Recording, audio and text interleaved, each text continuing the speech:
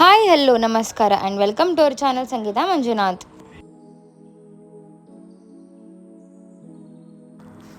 So ನಾವಿವತ್ತು ತೋರಿಸ್ತಿರೋದು ನೈಸರ್ಗಿಕವಾಗಿ ಬಂದಿರೋ ವಸ್ತು ಬಾದಾಮಿ ಗೋಂದ್ ಅಂತ.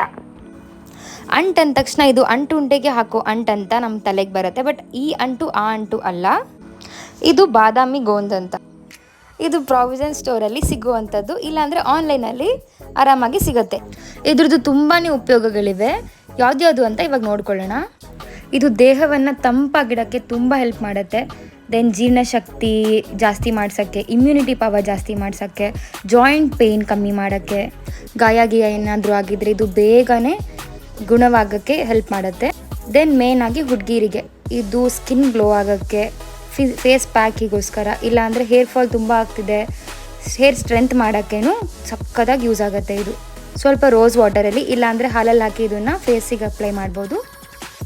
ಹೀಟಿಂದ ತುಂಬ ಹೇರ್ ಫಾಲ್ ಆಗೋರಿಗೆ ಕೂಡ ಇದು ತುಂಬ ತಂಪಾಗಿರುತ್ತೆ. ಆಮೇಲೆ ಹೇರ್ ಸ್ಟ್ರೆಂತು ಸಕ್ಕತ್ತಾಗಿ ಹೆಲ್ಪ್ ಮಾಡುತ್ತೆ. ಇದನ್ನು ಹೇಗೆ ಯೂಸ್ ಮಾಡಬೇಕು ಅಂತ ಅಂದರೆ ಆಲ್ರೆಡಿ ವಿಡಿಯೋದಲ್ಲಿ ನೋಡಿರ್ತೀರ. ಒಂದು 4 ಕಾಳು ತೊಗೊಂಡು, ಅದು ಸೈಜ್ ಹೆಂಗೆ ಮ್ಯಾಟರ್ ಆಗುತ್ತೆ ಅಂತ ತೊಗೊಂಡು ನೀರಲ್ಲಿ ಹಾಕಿ ನೆನೆಸಿಟ್ಟು ಓವರ್ ನೈಟ್ ರಾತ್ರಿ ಇಟ್ಟು ಬೆಳಗ್ಗೆ ನೋಡೋಷ್ಟೊತ್ತಿಗೆ ಅದು ಇಷ್ಟೊಂದು ಫುಲ್ ಜೆಲ್ ಥರ ಆಗಿರುತ್ತೆ.